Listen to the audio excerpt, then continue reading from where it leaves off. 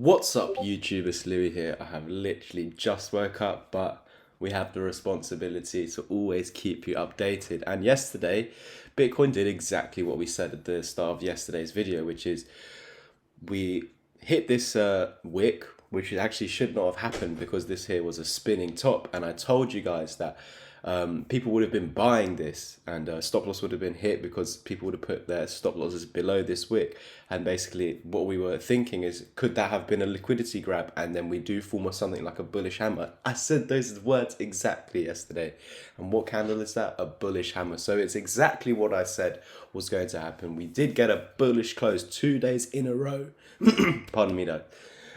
We did get two bullish daily candles in a row. Now, was that going to signal? Of course, that we should go up. That's what makes sense, because now for 3 days straight, this being your fourth day, can't make a judgment on this fourth day just yet, but these 3 days have been holding this 1618. Very nice. And usually when you do this, you do have an impulse that if you do reclaim 25.3k, 25.4k, then we will, let's actually get that exact, yeah, it's 25.4k. And then yeah, if you get above that, hold that support, then we actually will start to head up potentially to these highs in around 32, 33k. However, is this a trick? Because if we go on the lower time frames, we can see we're running into these EMAs as resistance. So now that we've actually bounced off the 20, well, you actually didn't touch the 20, but you're feeling it, and you actually got pushed below the 12. So if we remain below the 12 and the 20, then we have to say we should actually continue going lower. That's what the EMAs are telling us. However, we know at any moment we can put in that higher low, make that higher high, higher low, and you'll start heading up something like that. So let's just keep ourselves aware of that.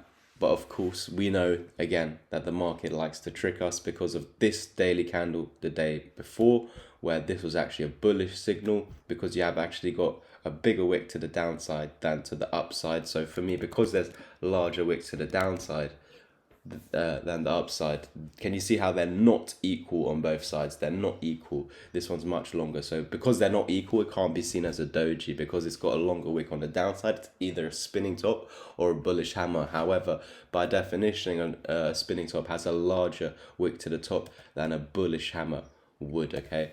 Because obviously this green one, bullish hammer, looks like Thor's hammer. Simple as that. And then yeah, spinning top, literally you're holding this part here with your fingers to spin it on the point over here, like a dreidel, if you know what that is.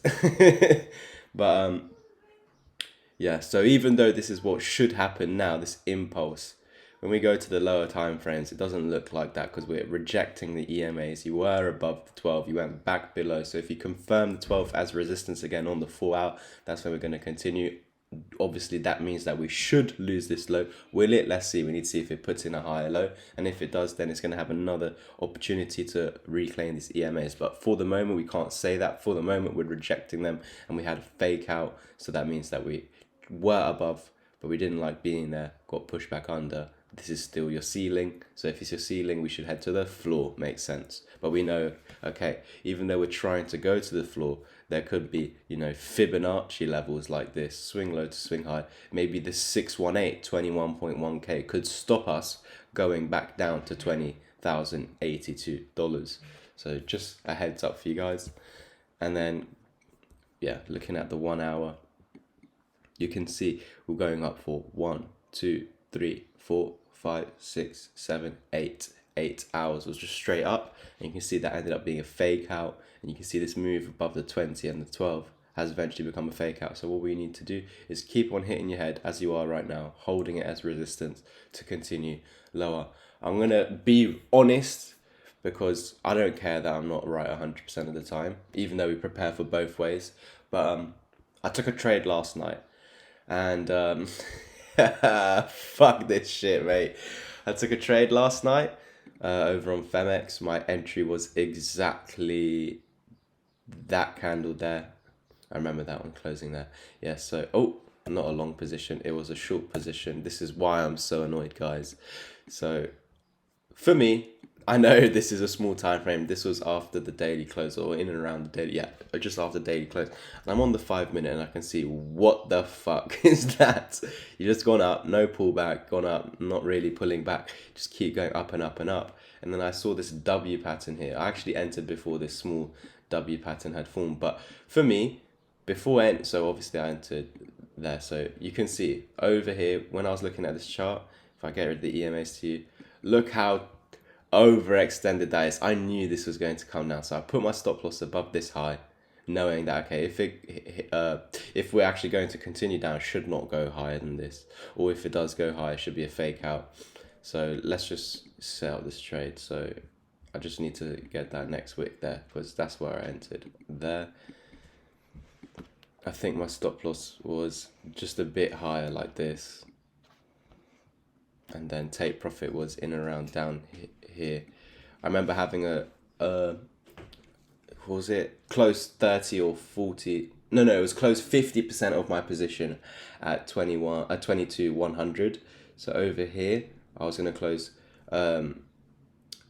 half of my position. This was, as you can see, just under 1%, but I didn't go with a 10x leverage. I went with the 7x leverage on this one. I think it was a bit higher, to be honest, guys, but it still hit stop loss regardless. And then, yeah, so first take profit was here I'll just say that a limit order to sell half my contracts, because obviously leverage trading over here, and then a final target down here. So you could see it was a crazy risk to reward, so really worth it, basically. More reward than there is risk. So we had a very tight stop loss, but unfortunately, as you can see, what did happen was we did that. With one candle, you hit the stop loss, the next candle brought it back under. So it's like this was a resistance. You went above the resistance, went back under. So it's still resistance. And then, of course, what happened after? Yeah, exactly that. So you can imagine why I'm annoyed this morning.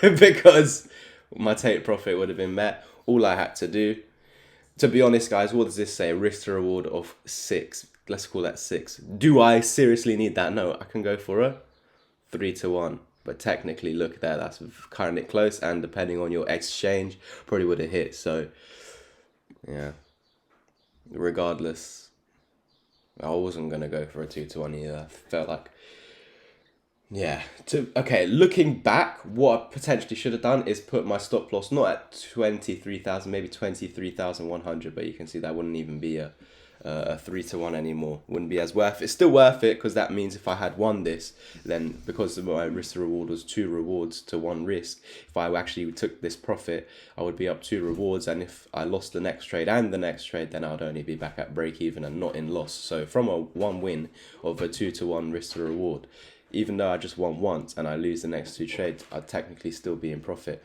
And yeah, you guys can imagine why I'm pissed off. So it doesn't matter.